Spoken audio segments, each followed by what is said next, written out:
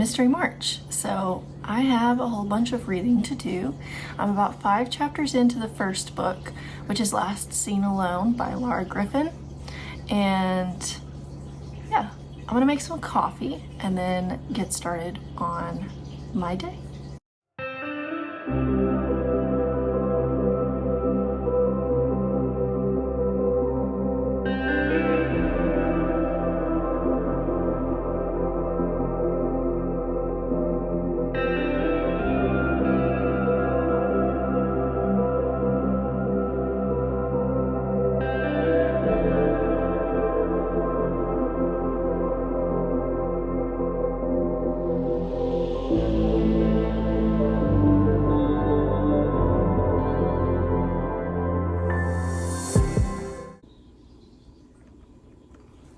Hi, so it's the next day. Obviously I'm dressed differently, but I didn't really get a whole lot of reading done yesterday until we were already in bed, and I didn't want to be weird and be filming myself reading in the bed with my fiance sitting right next to me. So I didn't, but I did read about 100 pages because right around the end of chapter 7, I audibly gasped. Okay, my heart was like, you know what I mean? So yeah, that for me is where it really started to pick up. I texted Kayla and I was like, oh my God, the end of chapter 8, what the heck? And so from there, I kind of could not put it down. And I proceeded to read another 70 pages after that point. Before I went to bed, got to the point where my fiance was like, can you stop reading so we can go to sleep?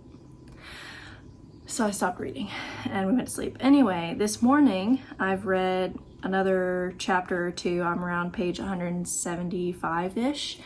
And yeah, it's getting good. They're finally narrowing down suspects for this disappearance. One thing I've liked so far is that the very first chapter is from the viewpoint of the victim's viewpoint. From the viewpoint of the victim, and that was cool. It kind of got us into her mindset at this time, and then the next chapter is kind of just well, she disappeared. It's from the perspective of the detective that we're interested in here. And I will say there are actually 3 perspectives that we're kind of flip-flopping between. We've got 2 detectives, and they're both their partners, and the lawyer who is supposed to be the victim's lawyer. Okay, the victim hired her at some point. The lawyer is, she works with harassment, online harassment, revenge porn, things like that. So kind of cool. We're kind of thinking about, okay, what exactly was happening to Vanessa to give us what we saw in the first chapter. And yeah, I'm really interested. Hopefully I'll actually be able to finish this today because I'm now on chapter 16 and there are about 31 chapters. So, right around halfway. And like I said, it's picking up. So I should be able to get through the rest of this. Unfortunately, I do have to work this morning. So I have about 4 hours that I have to be on campus. I have a 40-minute break between classes, so I'm going to try really hard to read during that 40-minute break. It really just depends on how many students I have coming in to ask questions and what kind of stuff I actually need to get done at work. So we shall see. I'm going to eat my breakfast. Okay, so I got to work and decided to sit in my car because I got here a bit early because I'm in it now. I'm in this book, so I wanted to keep reading. Got to the end of chapter 17. Okay, that's the kind of smut I can get behind. If you watch the podcast or listen to the podcast, then you know that I have a lot of personal issues when it comes to smut and the way that some authors decide to write sexual encounters, okay? But this one, right, it wasn't subtle, but there were proper anatomical terms used, which I appreciate because why are we using slang terms for body parts?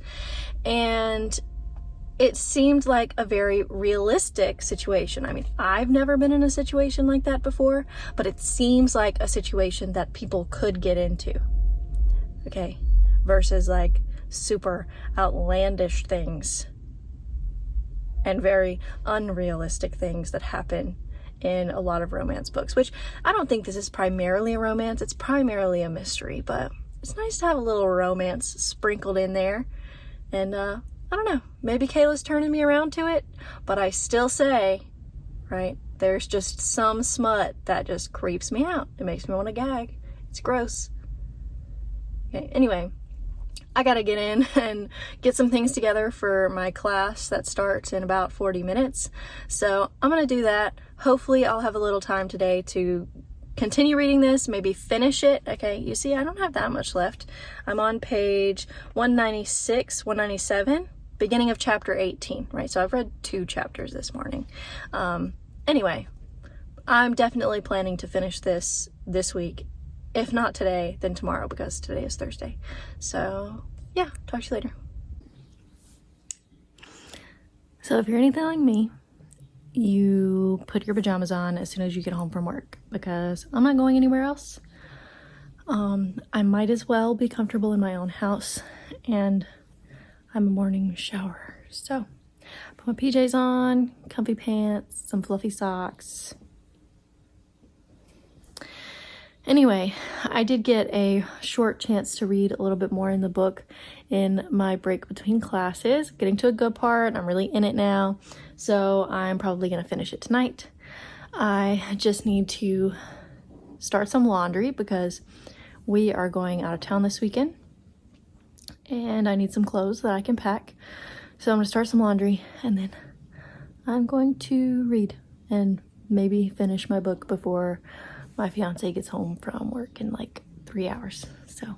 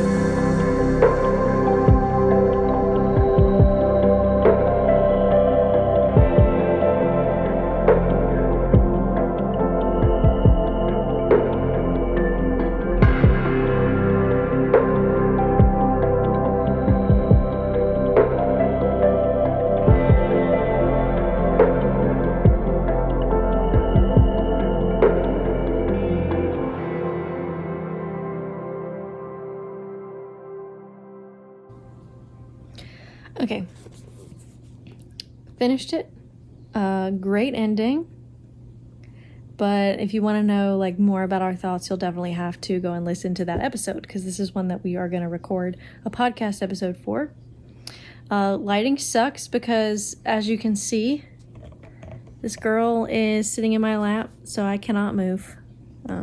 Else I would disturb the precious kitty. But yeah, I think I would actually read more from Laura Griffin. It was really interesting, and once it got going, I definitely wanted to continue reading it. That's one thing that I really like about more thriller-based mysteries, is that there's always that little edge, that little like anticipation, suspenseful quality to it that makes you not want to put it down. So yeah, that's great. Go and listen to that podcast episode. It was posted at the beginning of March, so it's been out for a couple weeks now. And since it is currently only like 3:30 in the afternoon, I think I'm going to go ahead and get started on our next book, which is Nothing More to Tell by Karen M. McManus. I have like an hour before my fiance gets home from work, so between now and when I need to cook dinner, I'll probably read that. But I also need to answer the discussion questions for Last Seen Alone, so I might actually do that instead of reading. We'll see.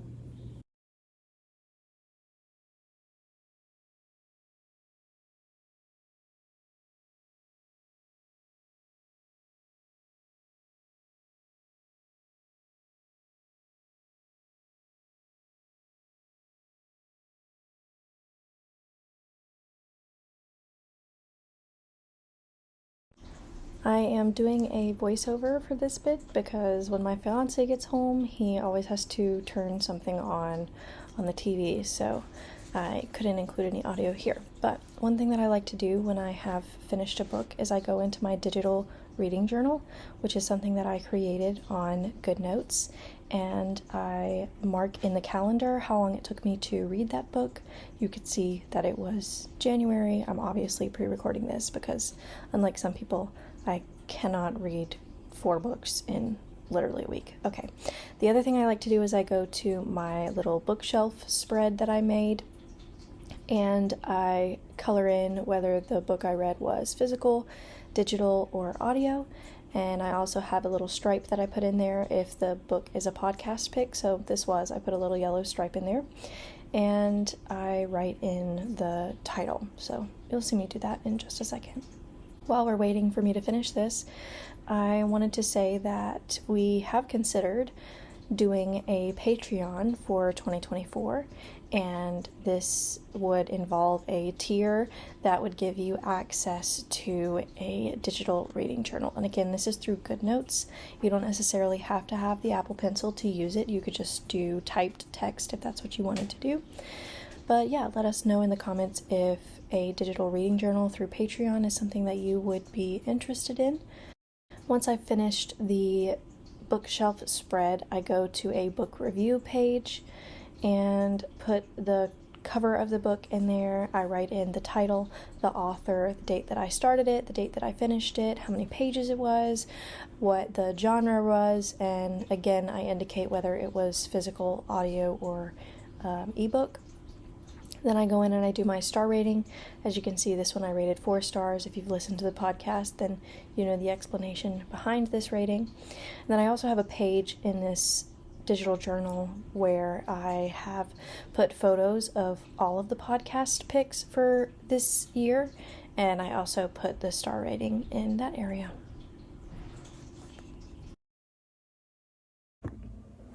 This is a wonderful angle, but I haven't gotten much reading done today because I have been working on making the boutonnieres for my wedding.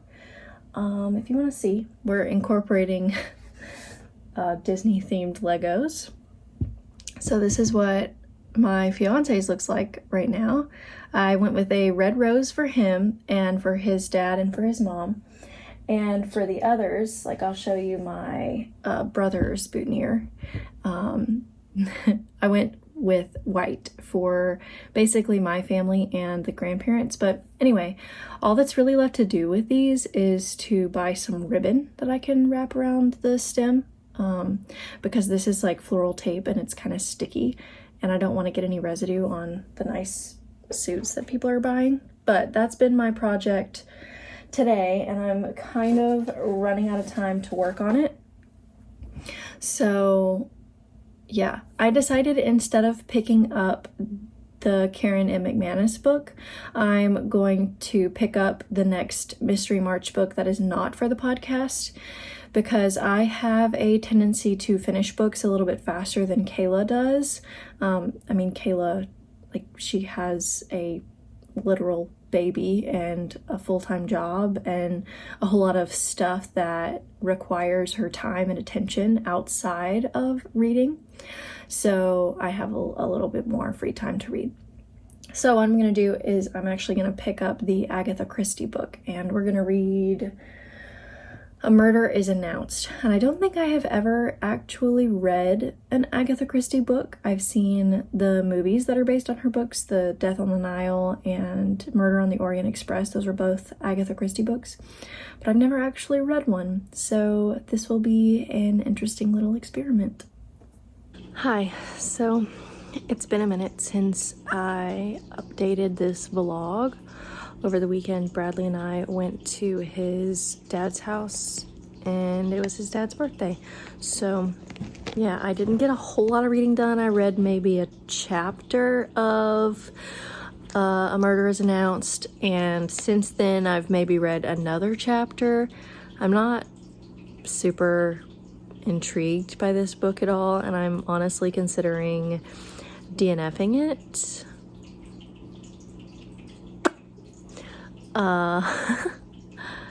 I might give it like another chapter or two to see for sure, because I feel bad about DNFing a book that we specifically picked for this Mystery March event. But there are plenty of mysteries in this world. I could always put something else in there, I guess. We'll see. I'm gonna give it a few more chapters, see if I can really get into it, because we haven't even really gotten to the murder yet. So yeah, I'll let you know. I did get a little bit of extra reading done last night while we were in bed, so I wanted to kind of catch you up on where I am in A Murder is Announced.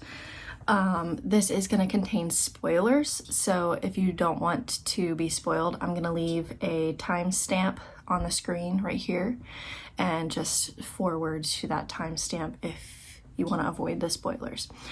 So at the beginning of this book, we see several characters as they encounter a newspaper ad, I guess you could say. It's kind of in like the personal ads section of the local newspaper, saying that a murder is announced and it's going to happen at 6:30 p.m. It gives the location, all of that good stuff.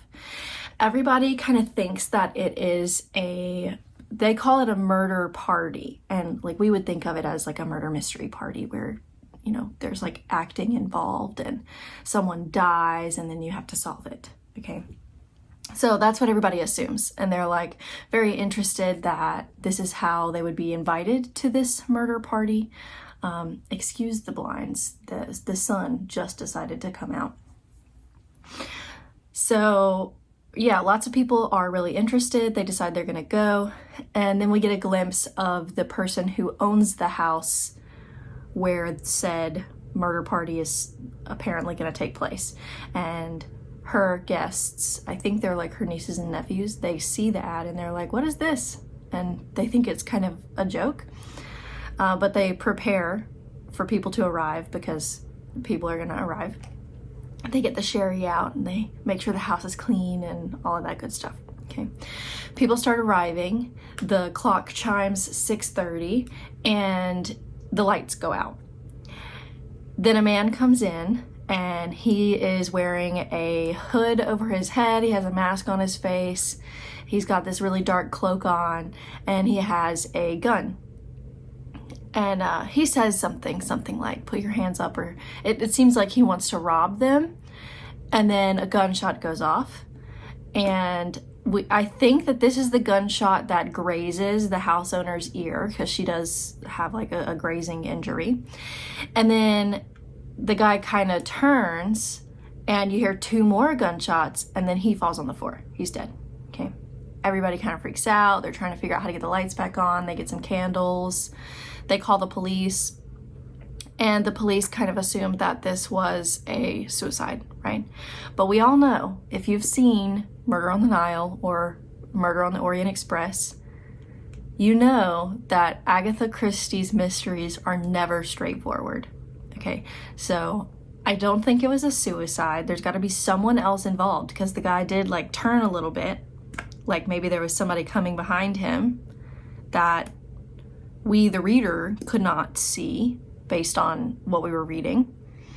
So yeah, I think someone else killed the guy, and we'll see who done it eventually, I'm sure. Unfortunately, this one is not a Hercule Poirot book. This is a Miss Marple mystery, so regardless, I'm sure Agatha Christie is still going to pull out all the twists and turns that we expect from her based on the movies that are based on her books. And of course, I recognize that, you know, movies take creative liberties with stories all the time, so that doesn't necessarily mean that that's exactly how she wrote it, because I have not read those books. But anyway, I've got to get to work. Hopefully I can continue reading. I'd really like to finish this book in the next 2 days. It is kind of picking up. I know I said last night I was considering DNFing it, but I don't know. We got to the murder and now I'm interested, so we'll see. Hi, it's been a couple days. I know I keep saying I want to finish this book, but it's taking me so long because I have so much happening with work and just life in general, because wedding planning is picking up now. So yeah, where I am in this book, I remember mentioning that this was a Miss Marple mystery, and it took us 9 chapters to be introduced to Miss Marple, so we do finally see her. I think I'm currently on chapter 12 or 13, but what has happened since I spoke to you last, and again, spoilers, so forward to this timestamp here if you want to avoid that. It turns out that the owner of the house, her name's Miss Blacklock, she's due to come into a really big fortune because she was the secretary for this super rich guy who did stocks and stuff. And in his will, he left all of his money to her, despite the fact that he has a wife. So technically when his wife dies, Miss Blacklock gets the money. So that is the motive that the police are working with right now, because if Miss Blacklock dies before the wife does, then the fortune goes to the nieces and nephews of the rich guy. They're like a twin niece and nephew that he has, and he said if Miss Blacklock dies before the wife, give the money to them. Their name was Pip and Emma, I think.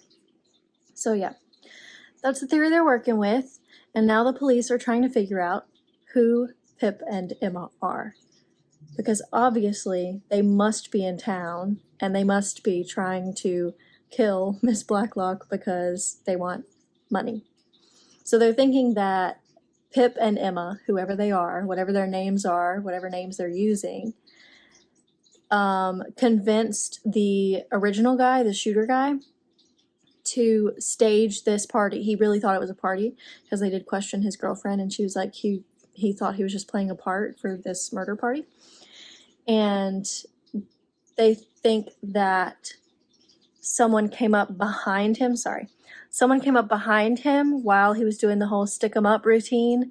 He did not actually have a gun. The person behind him tried to shoot Miss Blacklock and then shot this guy that they hired to play this part.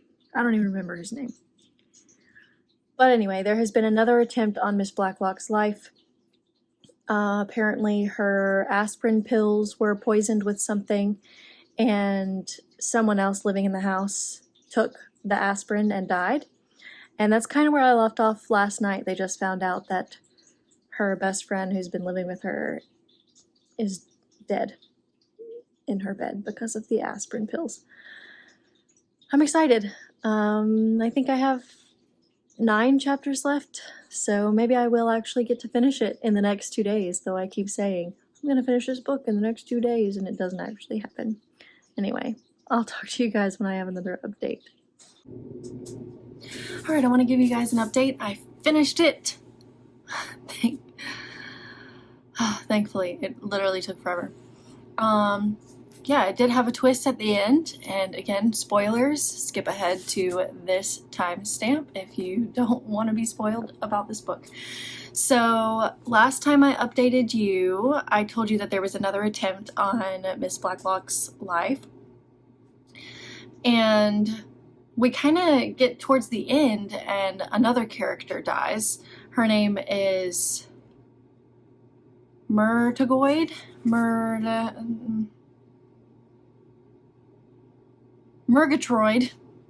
Her name is Murgatroyd, and she was kind of trying to recall the events of that night because she was the only person who was standing behind the flashlight that the fake robber was shining in everybody's eyes.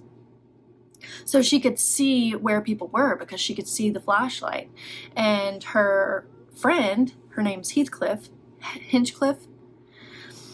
I don't know, I'm bad with names. Her friend was like, okay, think about that night and who is out of place. And she ends up saying she wasn't there. Like exactly like that, affliction, because affliction was mentioned. Like, was it she wasn't there? Was it she wasn't there? Was it she wasn't there? You know what I'm saying? And they're kind of starting to put it together, but it's ultimately, of course, Miss Marple that puts the whole thing together. And it turns out, big spoilers here, it turns out that Miss Blacklock herself had staged this crime and shot the fake robber because there were two Blacklock sisters, Charlotte and Letitia, and Charlotte had a goiter, basically like a growth of the thyroid, and she eventually went to Switzerland to have that surgically removed. Her sister Letitia went with her. Letitia is the one that worked for the really rich guy and was supposed to get the inheritance. So Charlotte had this operation, and then like a week later, Letitia got pneumonia or something and died. But Charlotte knew that Letitia was supposed to get this big inheritance, so Charlotte started to impersonate Letitia because she wanted the money. So the fake robber was someone who worked at the hospital where she had that operation. So this robber recognized her as Charlotte and not as Letitia. So that's kind of the whole reason that she wanted to kill the fake robber. And yeah, it was, ultimately pretty good, but she started going downhill at the end. It was like one of those things that you hear about with serial killers where they just start killing people for no reason. So yeah, anyway, she was found out and it was a pretty good ending. So happy to be putting this away and picking up another mystery. The next one I'm picking up is The Sundown Motel by Simone St. James. And Kayla is currently reading Nothing More to Tell, but I mentioned before that she reads a little slower than I do because she has a lot of commitments at home. I do get to work from home 2 days a week, and my job is a little bit more flexible than hers. So I just told her to let me know when she was around chapter 10, and then I'd pick that up. So she has not let me know that she's on chapter 10, so I'm going to go ahead and move on to the next one, which is Sundown Motel. This is what I want in a mystery, okay? I've only read one chapter. I already know I'm hooked. All right, let me read you a couple of quotes from this first chapter, just a few. The first sentence says, "The night it all ended, Vivian was alone." Love that. Also, the sundown only looked empty, but it wasn't, which makes me think of ghosts, which we all know. I love ghosts. It looks like this book is in two perspectives, the first one being Viv, and the second one being Carly. And it looks like Carly is Viv's niece. So Viv went missing. She was working at the Sundown Motel. The back of the book says, "Something isn't right, something haunting and scary." And we do get a little glimpse of something that might be ghostly activity. They say something about prank calls. There is one of the rooms where the door opens on its own, even if it's locked. And in addition to that, there has been a murder, and the body of the girl who was murdered was left about 10 miles from the motel. So, I mean, it's reasonable to think that the person who committed the murder would stay at the Sundown Motel, and maybe that's where Aunt Viv's disappearance comes from, even though she's not an aunt as we're beginning the story. And I do want to point out that I am very good at guessing plots, so if that is how this book turns out, I will definitely 100% let you know. This does have a little blurb at the beginning, a little tiny review from Riley Sager, if any of you are fans of her. It says, deliciously creepy, chilling. I think I'm gonna like this book. I'll probably finish this one pretty quickly, so I'll update you when I have something else to say. So it's like nighttime now, it's dark outside, but I've read 90 pages of this book, and I have a theory, and I tried explaining it to Bradley, but he said that he stopped listening. So here I am recording a clip. Okay. So like I said, we have two timelines, right? We have Viv, who's like 1982 or something like that. She disappeared from the Sundown Motel in November of 1982. And then we have Carly, who is her niece, and is trying to investigate her aunt's disappearance, trying to figure out why she disappeared, where she went, if she's dead, whatever, okay? So Carly now has a job as the nighttime office clerk, which is the same job that Viv had when she disappeared. And of course, ghosty things are happening, right? There's another guy staying at the hotel. He says that the hotel is the only place that he can sleep, which honestly has a little bit of The Shining vibes. And anywhere else, he has really bad insomnia and he just can't sleep. So he also experiences some of the ghosty shit the same time that Carly does. So they get in his truck and they leave. They go to Denny's and they get hot chocolate and they talk about it. But they can't not go back because they both have like an investment basically in the hotel. Carly's trying to solve her aunt's disappearance, and Nick, I mean, he's got all kinds of really messed up family history in the town. So that's that. Anyway, in Viv's timeline, the last thing we read was about a salesman who comes and stays at the hotel every once in a while, and she looks at his name in the guest book because she never got his name, and notices that it was James March is what he wrote in the guest book this time. And she flips back thinking about the last time he stayed there, finds a name written in similar handwriting, but it's a different name. It's Michael Innes. So we don't really know what his name is, but here's where my theory comes in. Carly and the guy, Nick, they go back to the hotel after their little Denny's parking lot hot chocolate thing. And here's what it says.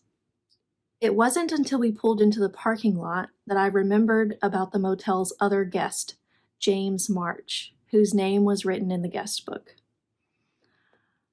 So who is James March? Is it the same salesman?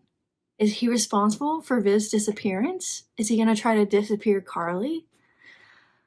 Like, I just put that together, that it's the same name as the one the salesman wrote in 1982. Theories. I can't put it down. I'll let you know. This kitty had to go to the vet yesterday, and she was really mad, but now she's cuddly. What'd you think, Octavia?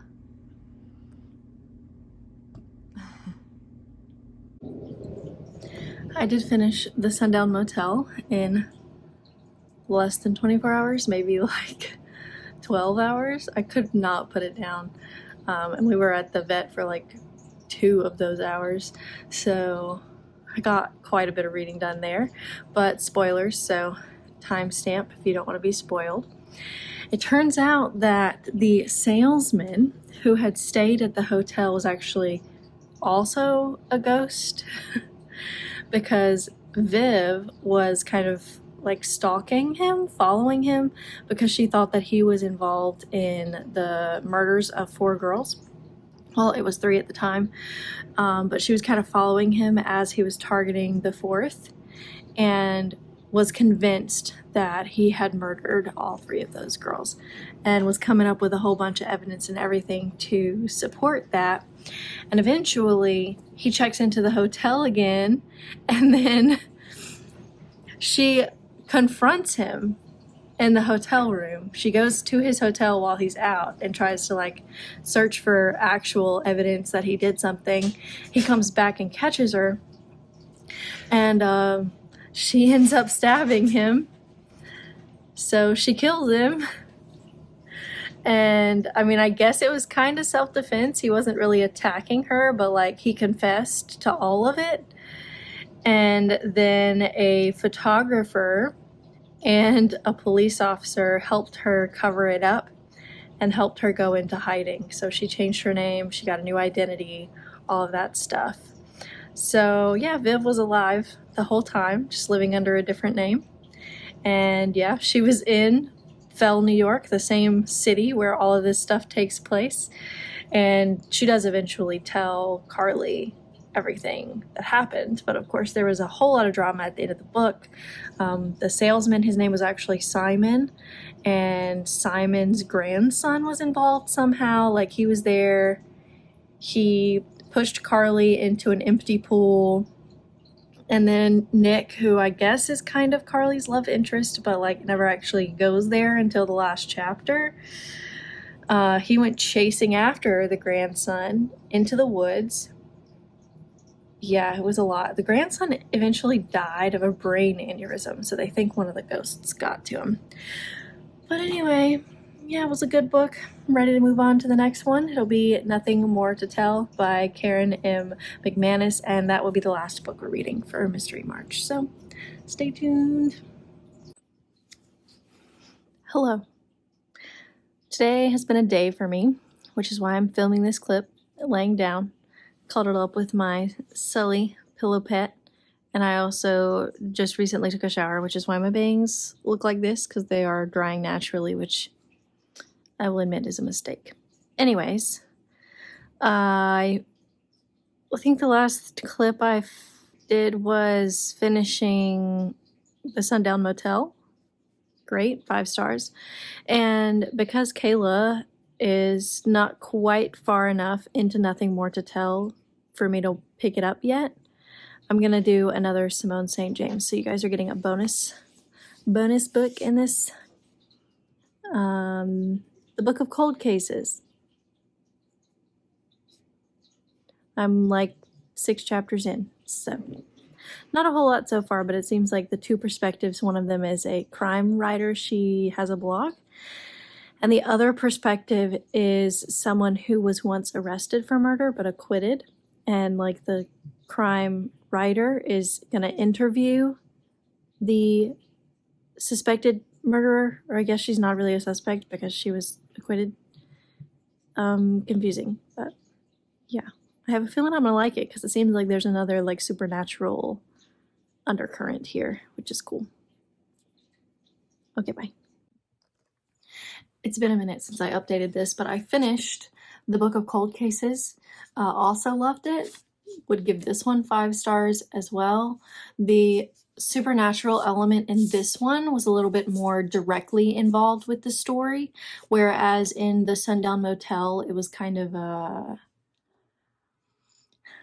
like the main ghost that we see was a victim of murder and her body had been dumped there. So she was kind of like a more indirect thing happening here. Book of Cold Cases, the ghost is a direct force for I guess I would say driving the plot, but you don't really understand that till you get towards the end, and I don't want to spoil it for anyone. That being said, since it has been a minute since I updated, I picked up yet another Simone St. James. I picked up Broken Girls from my library, the Libby app, read that as an ebook. It was pretty good as well, but the supernatural element was much less important to the story compared to the other two that I've read.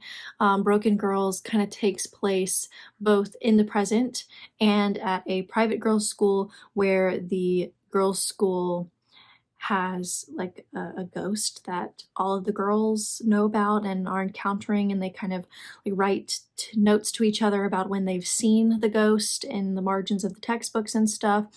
And once again, there is a murder. There's kind of this true crime element. So maybe that's just Simone St. James's thing. It's like true crime with a little splash of ghostiness, which I'm loving. I did give Broken Girls 4 stars though. I liked that a little bit less. I think if I had to recommend one of these for you to pick up right this minute, I would suggest The Sundown Motel. I really love that. I also did read Nothing More to Tell. So this is going to be the last clip of this video. Of course, we are doing an episode of the podcast on Nothing More to Tell by Karen M. McManus, so I'm not going to say a whole lot about it here. What I will say is that I have read Karen M. McManus before. In the past, I always consumed her books through audio. Okay, so I would like get it from my Libby app, the library, as an audiobook, and I'd kind of listen to it in the car or while I was at work. I always have something going on in the background, music, audiobook, YouTube video, something. And I think that that's the way to go for me. Reading this physically, I was a little bit underwhelmed, I guess I could say. But we'll find out what Kayla's thoughts are when we record the episode, and we'll see if she was also underwhelmed. If you guys have been thinking about picking up Karen M. McManus, then maybe check it out on audio, because I think that might be the way to go for her. Anyway, I hope you guys enjoyed this reading vlog. It's kind of long compared to the other Mystery March video that we posted on Sherlock Holmes. But I really enjoyed doing the little reading vlog, and I hope that I can do more in the future if you guys are interested in seeing that. And the next book that we're going to be picking up after we record Nothing More to Tell is Lore by Alexandra Bracken. So we're going to get our little Greek mythology fix, because you know we like those themes. And we are also going to be reading A Court of Thorns and Roses coming up here soon. So if you guys want to see a little vlog, we can talk to Kayla. Okay, talk to Kayla in the comments. Maybe we could do a vlog, like a reaction of A Court of Thorns and Roses. And this will be my second time reading the Agatha book. So you know, I kind of have knowledge about what's happening later on in the story, whereas Kayla, this is her first time reading it. So you could get both initial first time reactions to what's happening in the story and reactions that are a little bit more spoilery, because I know what happens in future books in that story. So yeah, just let us know.